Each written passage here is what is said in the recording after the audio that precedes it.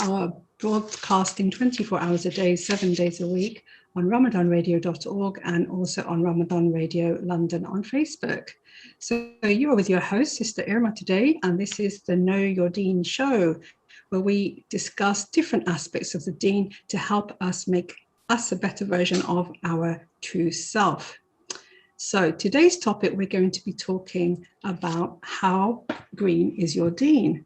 And this is a very, very important topic for us because we need to understand ourselves, we need to understand our creation, we need to understand the world around us. And Allah says that if you know yourself, you know Allah. And in the nature, in the signs of creation, we see Allah's reflection. So with me today, joining me is my good friend and sister, Lazita. Assalamu alaikum, Lazita. Wa alaikum assalam, Abdullah. How are you today? Alhamdulillah. Okay, now Lazita is a freelance editor and a proofreader and has written various articles on education, on ecological gardens and in the environment. So we're very happy to have you here today. I think you also have a degree in agroforestry and you've also done a master's in urban regeneration, as well as being a mother of 5 children, mashallah. MashaAllah. Lots of things going on in your life there. So to start us off then, we know that in the past year, Lazita, and maybe you've seen this as well, maybe amongst yourselves and your friends as well, with lockdown and everything was going on, a lot of people turned to their only space that was theirs was their gardens. So they spent a lot of time and a lot of effort doing up their gardens to a point that we couldn't even get hold of compost last year, could we? It was so hard. And I think this is what gave people a bit of sanity, didn't they? We talk about our relationship with ourselves and our relationship with Allah, our relationship with the creation, and being in nature, planting things, developing a love for the soil, just gave people that sort of mental stability that they could focus on another project when perhaps they were not going to work, the children were at home, even food became a bit scarce at one time. Is that what you came across as well, Lazita? Do you want to add on to that? Yes, well, it's always made me happy to be in my garden and plant things since about age 4, I think. But right, I think, it's at a very young age. Okay. But generally, just walking in nature makes us happy, doesn't it? So many people actually reconnected with nature during all this lockdown because that was one of the only kind of exercise they could do is go out for walks and cycle in nature and jog in nature. But I think it's extra rewarding when you understand a bit more about nature and you actually start interacting with it and you plant things and you create this beautiful environment around yourself. Even if you're putting a few house plants in your house or on your windowsill, at least it makes you happy to have something green around you. I remember doing this at university. You know, I was living in a student house and I'd just been looking after old ladies and I'm used to looking after plants, and nurturing is sort of part of my nature. And it just cheered me up being away from my family and everything, just to get all the dead looking plants around the student house, the neglected plants, and I put them all in my bedroom and I carefully looked after them, cleaned all the leaves and watered them, and it just made me so happy just to see a few new shoots and flowers, and that kind of like nurtured my soul by nurturing the plant. And I did the same in the lockdown. I just all winter, you know, I could have got depressed, but I was planning my garden. I was imagining what it would look like in the spring and the summer and designing it and adding things. And so you said you started at the age of 4. I mean, that's quite an early memory for you to remember. What happened? It was your mom planting with you, inspire, you know, where did the inspiration come at that age? Well, my father, I think, was the first one to do gardening with me. And there's a picture of me at age something like 4 years old, sitting and watching him gardening, and I used to watch my grandparents do gardening, and I think that was the beginning of my gardening journey. But mostly I think it's a love of nature and being in nature and feeling happy and more healthy. Being asthmatic and reacting to house dust, I didn't realize, but that was making me feel ill inside, and all these people smoking in the 70s and made me get headaches and feel ill. And I was always much more healthy and outside and outdoors, and you know, I always felt happier outdoors. So There's something very therapeutic, isn't there, about looking at a blue sky and green grass, and as sort of spring approaches and we see the blossoms coming out, we kind of we suddenly start to connect, and there's this renewal, isn't there? There's this renewal of the soul. That even now, we're going through a journey as the trees go through a journey of dropping their leaves, and then you have autumn and then winter, and then you see the little buds forming.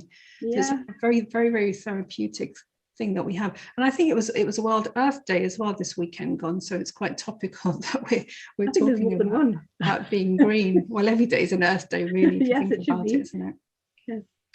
And I just want to sort of mention a verse from the Quran, actually, in chapter 6165, and Allah says that He is the one who has made you His guardian and agents or successors, or khilaf, as He says, of the earth.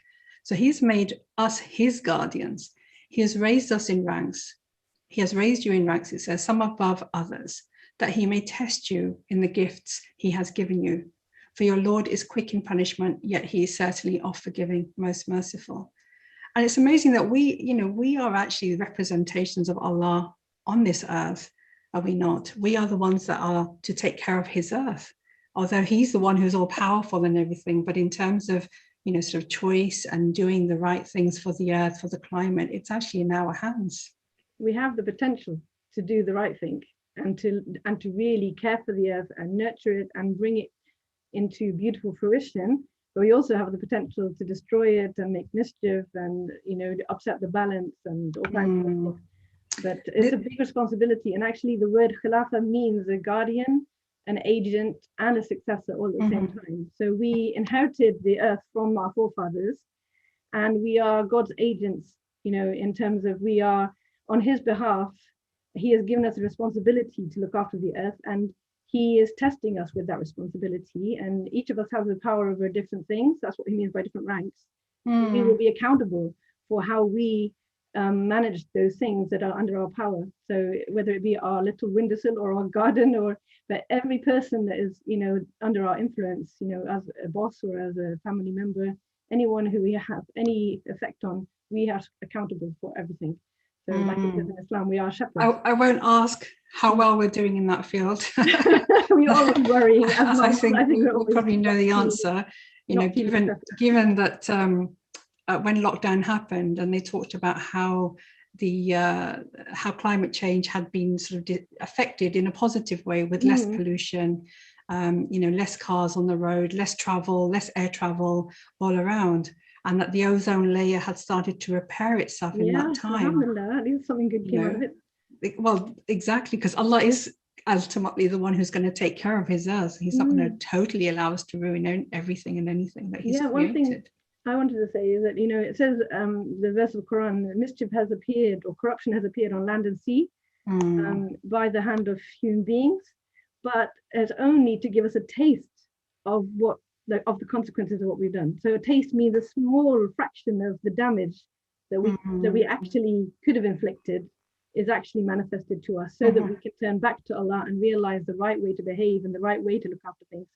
And Allah is very merciful. He doesn't give us a full impact of all the bad decisions that we've made, and all the greed and all the carelessness. So alhamdulillah that Allah has kept this planet alive. With the Fukushima, I thought, that's it, that's the end of the earth. The oceans are going to be killed by all this radioactivity. I was really worried about it when I first found out about it. And many fishes died, many creatures of the ocean died during that time. And I thought, oh my God, I want to go back in time. I think the earth is going downhill from here. And every time something happens, we think that's going to be the end of it. But actually, Allah heals the earth all the time. It's healing. SubhanAllah, it's amazing. So it gives us hope. When we see the spring, it gives us hope of new life. And when we see actually that the plants and trees can mend the soil, they can, even at Chernobyl, the plants and trees are healing the ground and healing the air and purifying it. And that's what inspires me about plants. One of the things that inspires me about plants is that they are the healing for the earth, and they're the healing for human beings, and they can improve the air, the water, the soil, everything. Just got to have they're also nutrients, aren't they, for all the creatures that we can't always see, the ones that are underground. and you know, the whole thing, the whole sort of life cycle, and if we can talk about ecosystems as well, that, you know, how we are all interconnected, you know, how our species are all interconnected and all over the way. So maybe you can actually, because, you know, we hear the term ecosystems, but a lot of people may not know what ecosystems are and what they mean. So perhaps you could just start with like a brief definition of what that is. Yeah, well, ecosystem, some people think of it as the food chain, but that's the very, very basics of it, you know, that one thing eats another, eats another, eats another, you know, that's like herbivores eat grass, and omnivores eat everything, and carnivores eat meat. And there's a web of, you know, a food web where, you know, different creatures eat other creatures, and that's how they all stay alive. But it's not just about eating each other. It's also about everything that the ecosystem does. So the ecosystem, it helps to create an environment that's good for different plants. So actually, you could have a barren area of land, and certain plants that are ideal can come in, and they actually colonize that barren, like volcanic rock, if you like, and they can turn that into soil, and then they make it fertile enough for some other plants to come in, and then you get the others. And this is called it's called now. That it's one layer of plants after another. You know, it's succession. It's called succession. Okay, so succession. Okay, so succession is the layer of plants after generation after generation. Yeah, different generations of plants according to the kind of soil which has been created by the previous lot. So it's every biome you see, like grasslands or forests or prairies or savannas, each of them is in a stage, you know, like it could increase, the number of trees could increase, and it could become more forest if it was left over time. So if you left your garden, it would become a jungle after a few years. I left mine when I went to Qatar, and by the time I came back, I couldn't see the sky. It was just so, like, it had vines and blackberries, everything. Sure. Because it does need to be nurtured in the right way as well, doesn't it? The weeds have to be taken out and so on. Well, although some weeds are actually quite helpful, aren't they? Dandelions are quite good, I hear. Well, in moderation. So I've got lots of dandelions growing on my grass, actually. Yeah. I mean, I'm thinking whether to just cut them and make them into tea or something. Well, you can, and you can use them for many different things, I think. So what can I use my dandelions for? Dandelion roots can be used for dandelion and burdock drink. So I just take the roots and put them in hot water. Yeah, okay. And that is a tonic for the liver. And this another thing I'm very interested in is the medicinal uses of plants. Yeah, or the plants have lots of medicinal use. Yeah, so I've been researching this for the last 15, 20 years, and I've, you know, been all over the world looking at different plants, reading my books, checking online, you know, using them, planting them. Yes. So dandelion is that's something that's very common, and people don't know what dandelions are. Those little yellow flowers that turn up on your grass that we think, oh no, you know what, let's spray them with weed killer. Yeah, they're everywhere now, right now, because you can then have your grass all green, but actually it's these yellow flowers that actually have some amazing benefits in them, and this is where dandelion tea comes in from, dandelion root. Particularly the root, yeah. And then the stem, it's got the sap, white sap, and you can use it against warts. You can put it on your warts. For warts? Yeah. Oh, okay. So that's so people who have long-standing warts can use the stem or the sap from the stem. It may take a while, but it does help to get rid of the warts. I used another plant which has got a similar kind of sap, which is white. It's a white sap. There's another plant which you see as a weed everywhere called petty spurge, and that sap definitely got rid of my warts. It just shrunk it without any pain. It was called what? If you just say it again. Petty spurge. Look it up online. Petty spurge. It grows in dry areas. It grows in hot weather. And can you just spell that for our viewers? Okay. Petty is like Petty, and spurge is Spurge. Spurge. Okay, with a G. Okay. This one it spreads like crazy if you leave it to go to seed in your garden, but it actually does shrink warts and they're researching it for skin cancer. So, oh wow! Well, we know in nature there is medicine, there is healing for everything, isn't it? And Allah has said that I provided healing for everything except for death.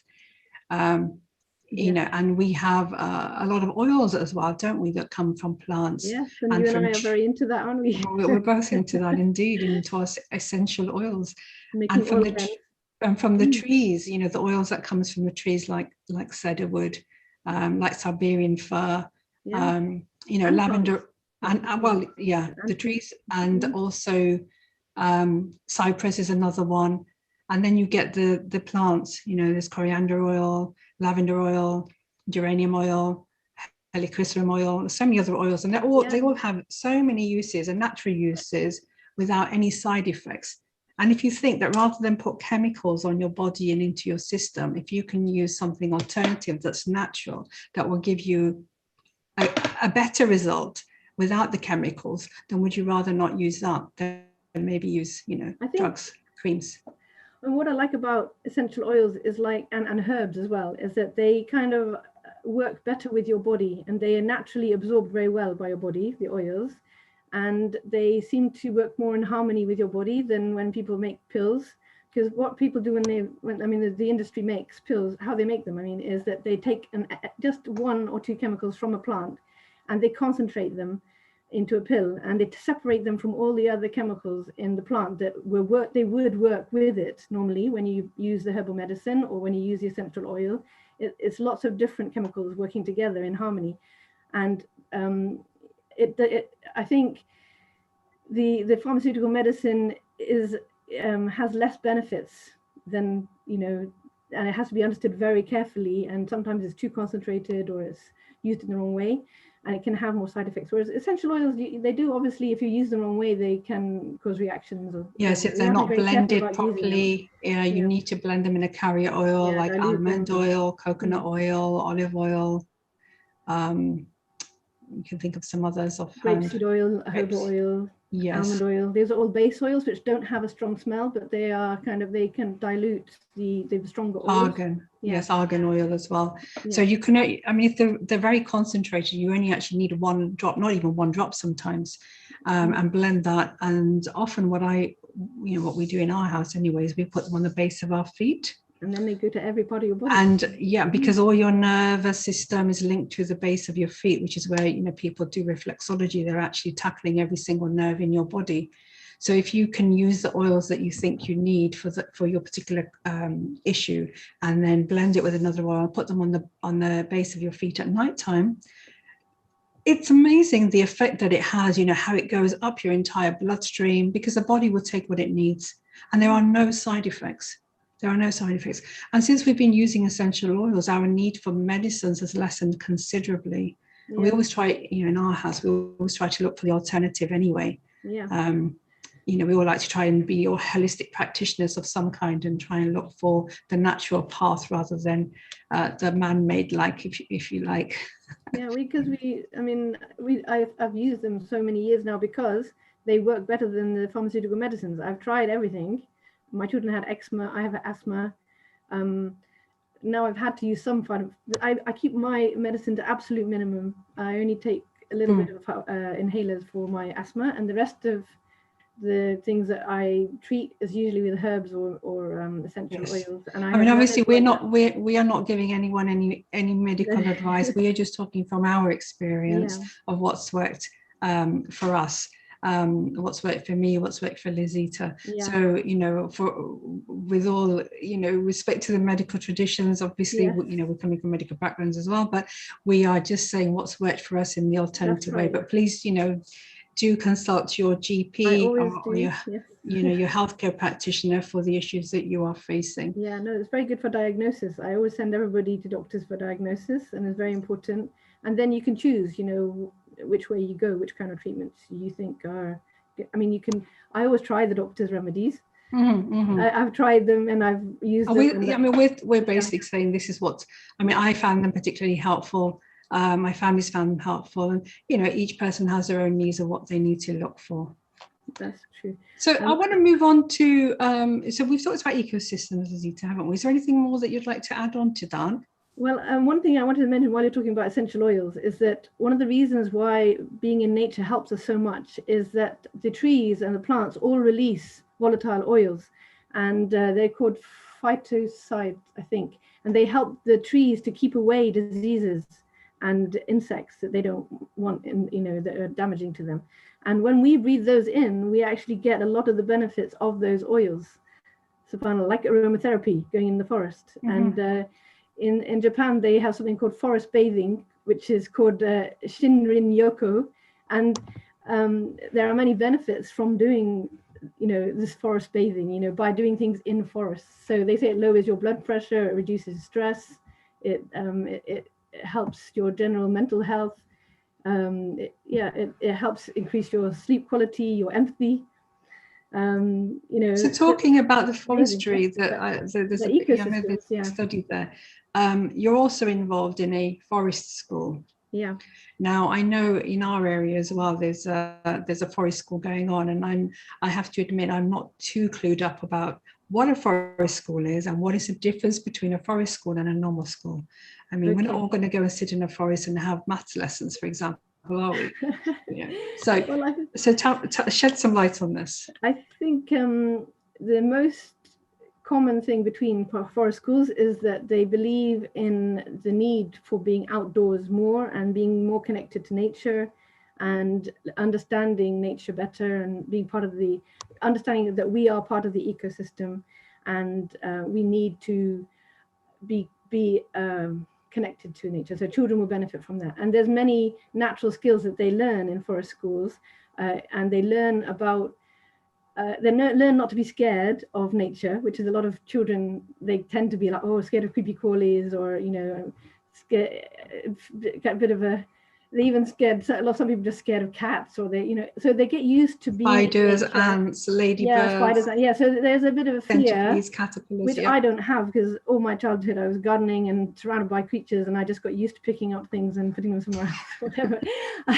You try eating anything as well? I didn't try eating spiders, I don't think. Okay. But definitely, I think it's easier in England when there's less things which bite you and hurt you. I mean, it's kind of mild. Yes. The nature is quite mild in England, so there's not many things to be scared of.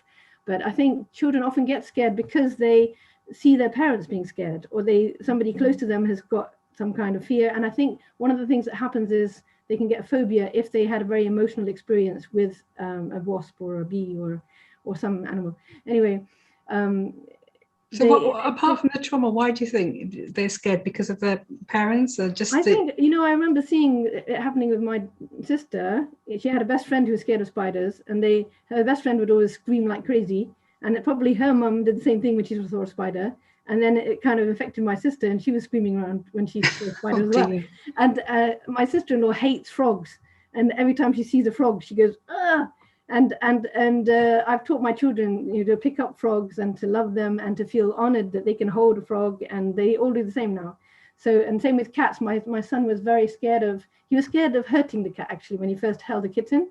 And we just showed him, because I'd grown up with cats, I just showed him how to hold a cat, and so the cat is comfortable and doesn't react badly and scratch him. They're like babies, really, aren't they? They are. I mean, my brother was scared of holding my first baby, and he somebody thought, would be scared of holding their baby. How do I hold her? Yeah, that's right. So it's about understanding, and what you understand, you're less scared of. And when people fear the unknown, and people, if they don't know how dangerous something is, like if they have no knowledge of whether they're going to get poisoned by something, or bitten, or scratched, or hurt by something, then they'll be scared of it. But if they know that it's safe, and they know that it's beneficial, and they understand how to manage it well, then they don't feel so scared, I think. Okay. So just a reminder to those viewers or listeners, you are listening to ramadanradio.org, or Ramadan Radio London, shall I say, but we're broadcasting on ramadanradio.org and also streaming on Facebook on Ramadan Radio London. Broadcasting actually on the radio, if you are listening in, it's 87.9 FM. So we'd also like to ask some of our viewers or listeners out there if they would like to share any of their experiences with us. We will open up the lines for WhatsApp texting, or you can join us on Facebook if you are there. Or you can call in on 077 614 60614. That's 077 614 60614. So Lizita, we've also got verses in the Quran that tell us that there are all the creatures that live out there have families, if you like, or communities of their own as well. And if I can find the Quranic verse in chapter 6, and there's a lot of connection to nature actually throughout most of the Quran, but there's quite a few verses in chapter Anam. And verse 38 says that there's no creature is there crawling on the earth, no bird flying with its wings, but they are part of communities like yourselves. We have neglected nothing in the book. Then back to their Lord and cherisher, they will be gathered.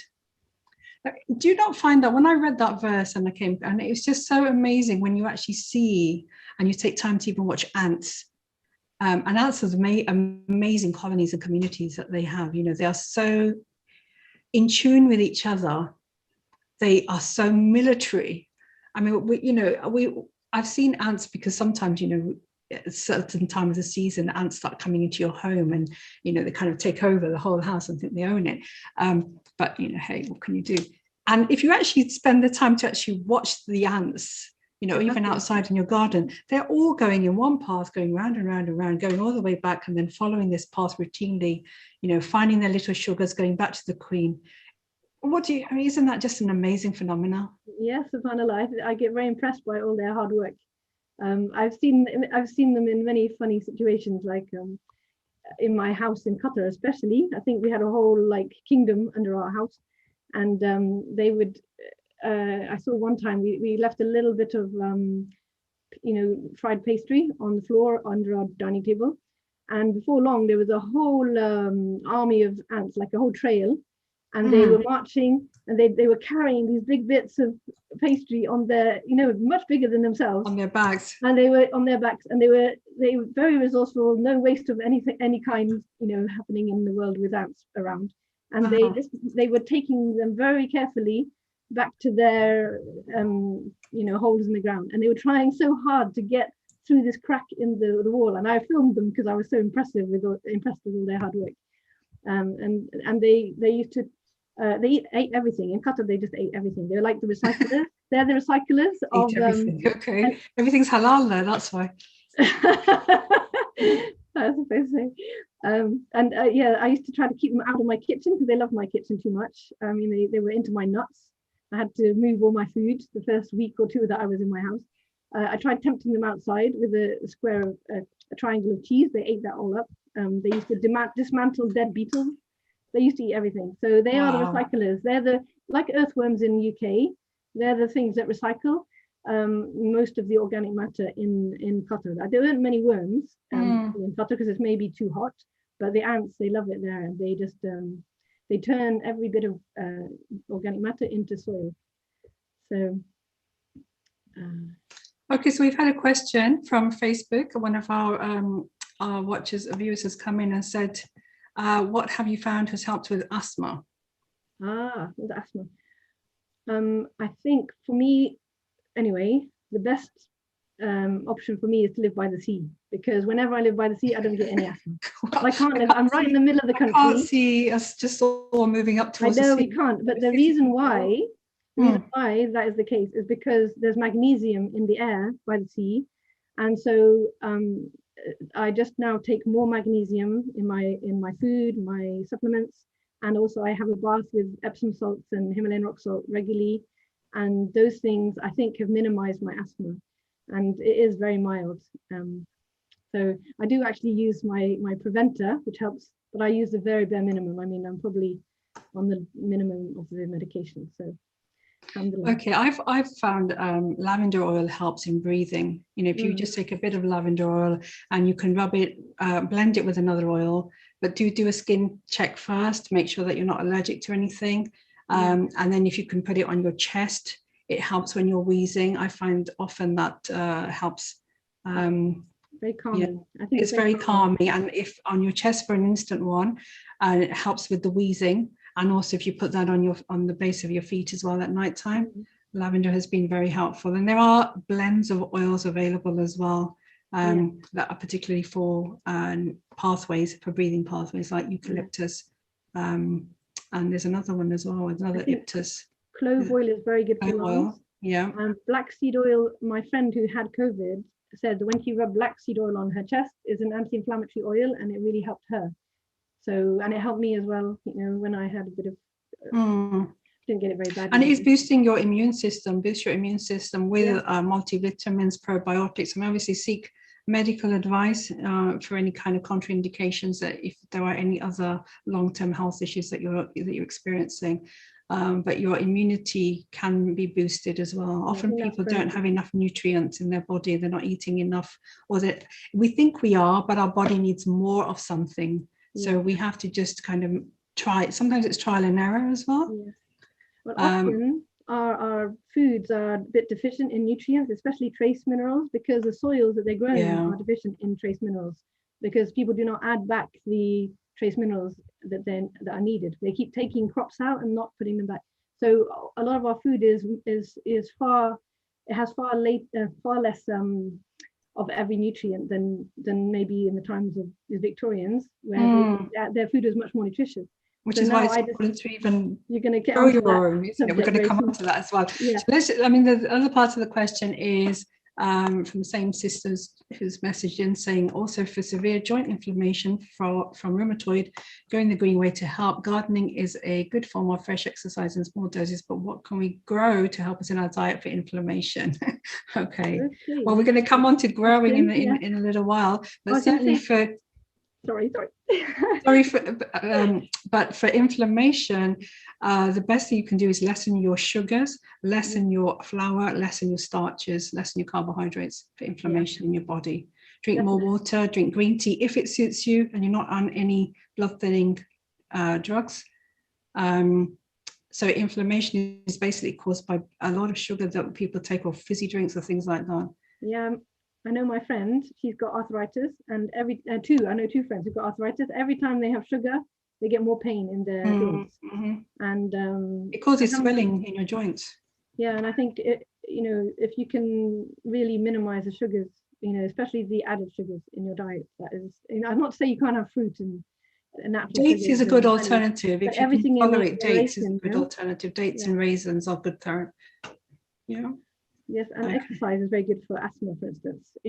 Exercise generally improves your circulation, and the circulation and helps everything. Helps every disease. So I know people who've got better with their asthma by having regular exercise. And drink plenty of water. Yes. Drink plenty of water. So you were talking about we in the UK rely on our worms to do our composting. And you in Qatar rely on the ants to do the composting. So before we actually talk about composting, which I think is such an important part of gardening, perhaps just can we define what compost means? And and I think people have this notion that compost is basically what comes in the bags that you go and buy from Wicks and B&Q, or in some areas where you have a compost bin provided by your council, where you can put in your fruit skins and your vegetable peels and things like that. But what is composting? What is the process of composting? So maybe we can talk a little bit about that. Okay, well, it's a process that happens at the foot of trees in a forest all the time, whereby all the different things that fall to the floor of the forest over time decay in different stages and become a very nice soil for the plants to use. And it is a mixture of dry things and wet things. So it's a mixture of animals' bodies as well as leaves, flowers, fruits that fall to the floor. So when we make our compost, it should be a real good mixture of all those things too. So the best kind of composting happens when there's enough air, enough moisture, enough warmth. Okay, so I put my compost heap in the corner of the garden with the most sun. It's a black bin, so it absorbs heat as well. And okay, doesn't look very natural, but it's actually, in England you need as much warmth as you can get because there's not an awful lot of warmth. So you're using one of those old black bins that looks like a Dalek. Yeah. I like because there are some that look the Dalek bin. Yes, I know I have one of those. I have a green one. But I like it, even though I don't think it's very pretty. I like it because it has a lid in the top and it has a little door at the bottom. So I put the new stuff in the top and I take the well-rotted stuff out of the bottom, and it takes about a year. But what I do is I layer it. So I put a layer of kitchen scraps and green grass cuttings, and then I put dried leaves and bits of cardboard and paper. So you have to have these two layers alternating all the way through the heap. And if you do that, then it will have enough of a good ratio between carbon and nitrogen. So the dry leaves, and that's the carbon rich layer, and the wet stuff is like a nitrogen rich layer. So that's protein rich. So the carbon is like the fuel and the nitrogen is the nutrients. that protein-rich layer. So and the energy is needed for all the animals that are in, and microbes that are in the process of decaying the organic matter. So that includes woodlice, earwigs, worms, Slugs, funguses, snails, bacteria, molds, snails. Yeah, snails are right at the beginning, I think. And all of their poos and all of their bodies end up being part of the compost. In the end, their dead bodies. And right, okay, because I often find when I put stuff in, like I put fresh banana peels or, you know, oranges or whatever, there's often slugs there the next day. Yeah, they love compost, and you know, They love the smell, I think. They go for your compost heap, and don't plant your delicate plants near the compost heap, because the slugs will smell those out too, because they love nitrogen-rich plants, protein-rich plants, and they'll dive on them, especially if you put them near the compost heap. But yeah, if I want to get rid of my slugs and snails, sometimes I put them in the compost bin itself, but I feel that's a bit cruel because they'll end up in part of the compost. Well, so would you actually put your slugs? Actually, was one of my questions. I was going to ask how to get rid of the slugs and snails. I have various techniques. I'm sure you do. What are these techniques? One of my very successful techniques last year was I collected, after it rains, when all the slugs and snails come up around, you know, they come out to play. Okay, they start eating everything. So they come out more after it rains. Yeah, they come out more after it rains. So I'd go around and pick them all up, which is something other people might not like doing, but I did. I put them in a compost caddy bag, and I took them in my car and deposited them at the local park. I've actually heard that is what people do. So you put them in the container and you take them somewhere else. Or I put them in the brown bin that goes to the council. So I can export them that way, but I feel a bit worried about that because they might get chopped into bits or something. So I think exporting to them, they might get chopped into bits in your compost bin anyway. You know, they might just by other animals maybe. Great. Yeah. But I think because I've read that slugs actually have a memory. And this is why, because they actually find their way back to where they were. And this is quite interesting. And I read this, that's why somebody said that it's better to transport the slugs somewhere away, like a mile or two away from your home, so they can't actually remember where. I have tried chucking them over the fence, and I'm sure they probably find their way back in. So I put mine at the front of my on my road on the pavement. I did put one there thinking it would go, but maybe, you know, just like, okay, you're an uninvited guest, can you go now please? But I'm sure it probably found its way back in. But also they multiply very fast, they produce loads of eggs, so that's why getting rid of a whole generation of slugs and snails will help a lot, because you'll have about 100 times less slugs and snails in your garden the next generation. So and also you can encourage thrushes, song thrushes, to your garden by planting the plants that attract the insects that they like, and you know, these kind of things that I like doing that are part of permaculture. They're about imitating ecosystems, trying to find natural ways to work with the ecosystem. I'm always trying to do more of those. So I try to plant plants that attract the predators of the insects that I don't want, and that attract the insects that attract the animals that I do want, that will, you know, slugs and snails. Or I use natural herbicides that I've made myself. I use natural pesticides as much as I can that I made myself. So we're going to come to permaculture in a minute, because I know that's another term that's commonly used. But let's just go back and finish off the compost thing. So basically, your compost bin is full of all these peelings, your browns, your grass, your greens, all these wonderful colours. You cannot put cooked food in, though, can you? You should not put cooked food in because it attracts. Normally advised not to, and I don't put things with meat and bones because I attract rats. And the rats love grains as well. They love grains and they love old meat and things like that. So I've tried to keep those things out of my compost. I send them to the council's compost, and maybe they grind all the bones into powder or something. I don't know what they do, but they produce it in compost. They've got machines that they can do that, but I don't want rats in my garden.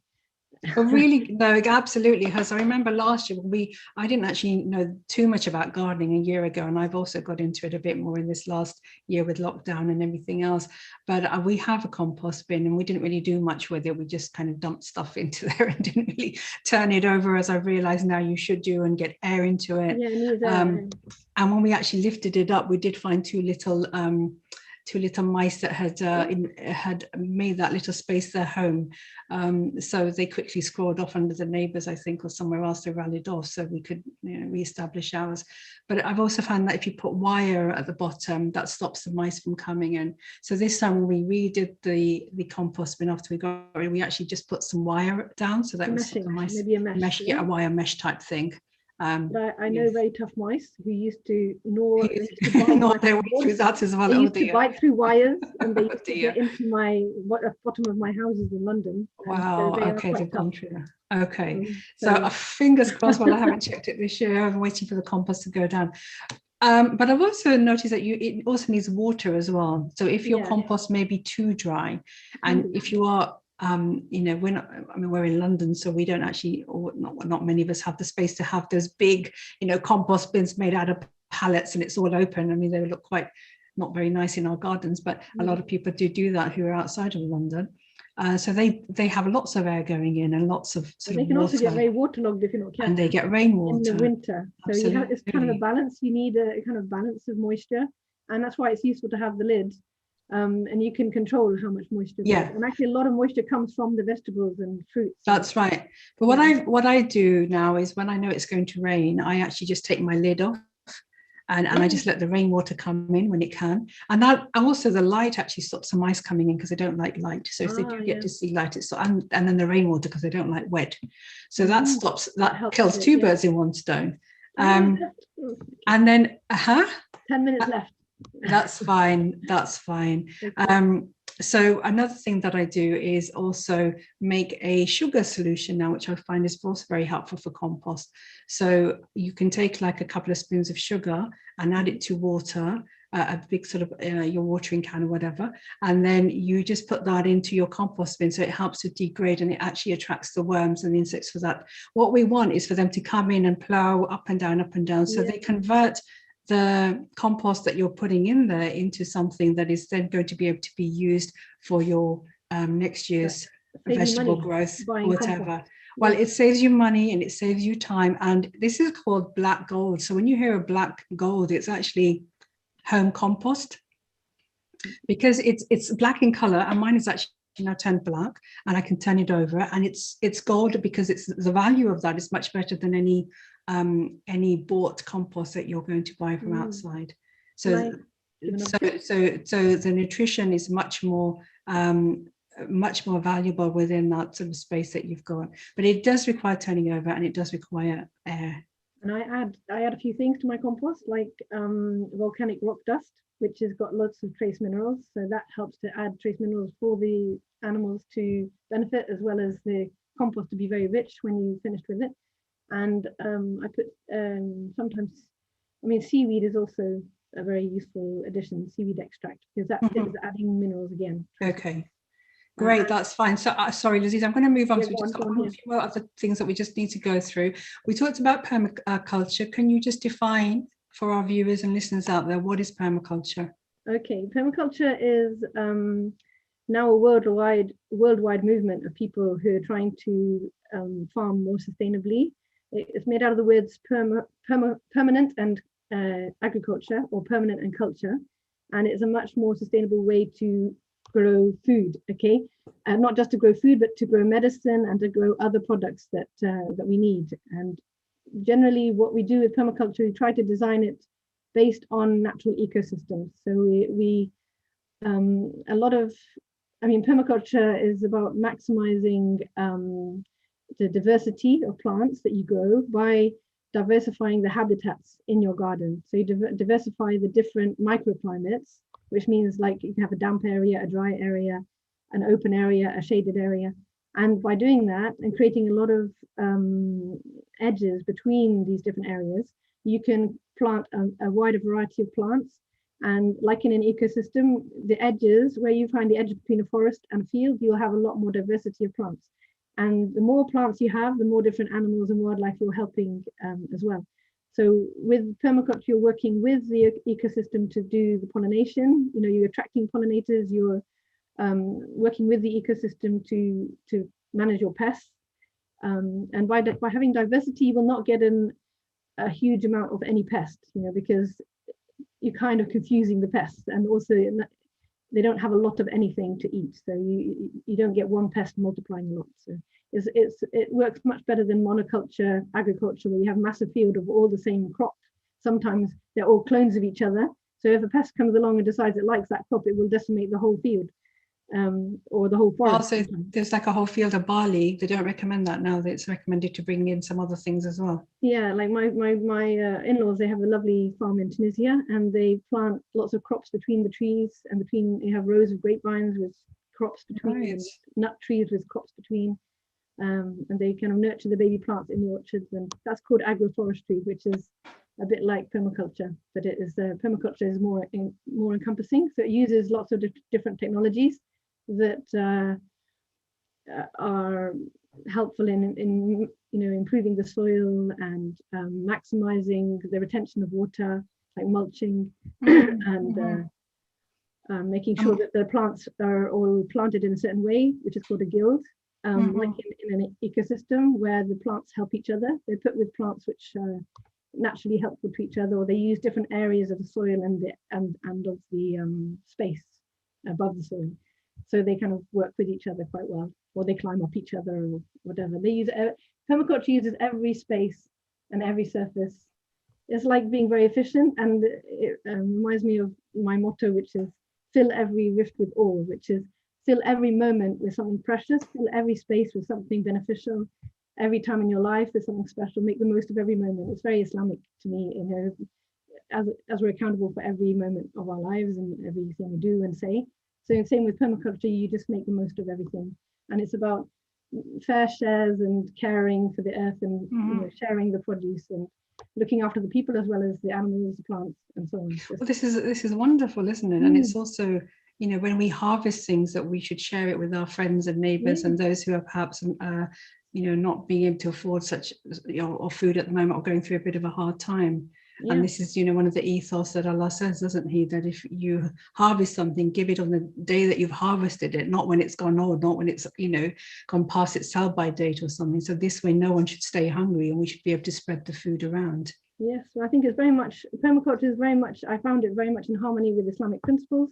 And I'm now trying to integrate permaculture and Islam into this forest school that we're setting up in near Kettering, which is my friend's rather large garden.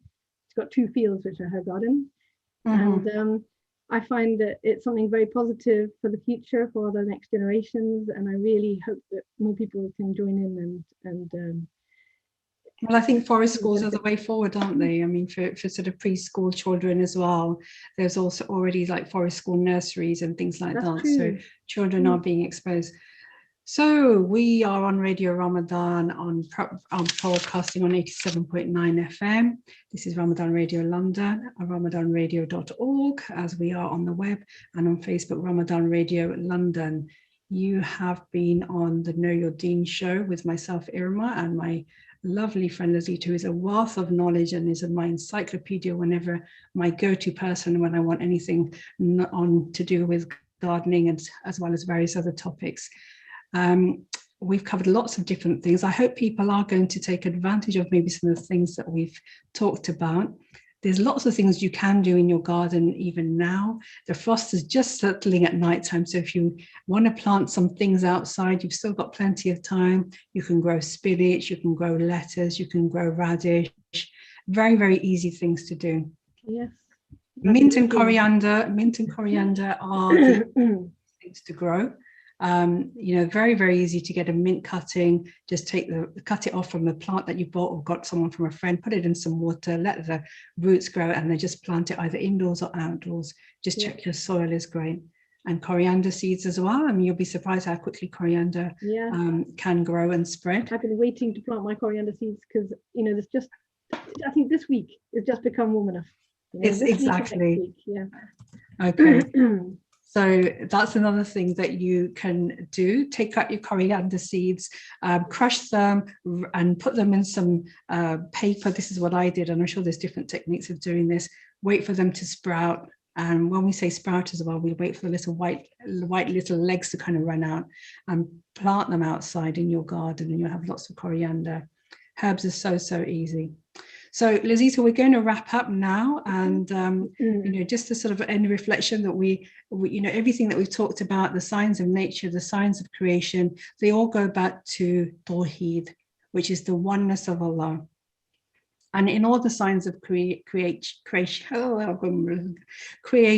you can see Allah subhanahu wa ta'ala through that, because this is his creation.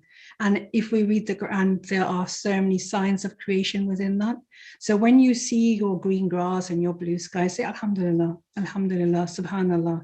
And not only are you just relaxing your mind and body, but you're also getting a reward for just the praising of Allah subhanahu wa ta'ala.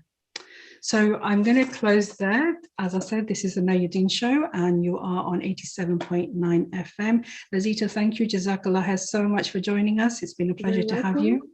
Can I just plug our WhatsApp groups, if anyone's interested? Healthy and Happy Muslimah, and the other one is Green Home and Garden WhatsApp group. So okay, anyone who has my details on Facebook or whatever, they can message me and ask to become part of the groups. But obviously there's a limited size for those groups. Yeah. Brilliant. Alhamdulillah. I will be back next Monday at 12 o'clock, and I will have a very special guest joining me from Pakistan, and he's going to be telling us about how we can benefit ourselves by doing something that would benefit our akhirah. So I'm not going to say much more than that. I hope you do join me next Monday at 12 on Ramadan Radio. From myself, Irma, and Lazita, Assalamu alaikum wa rahmatullahi wa barakatuhu.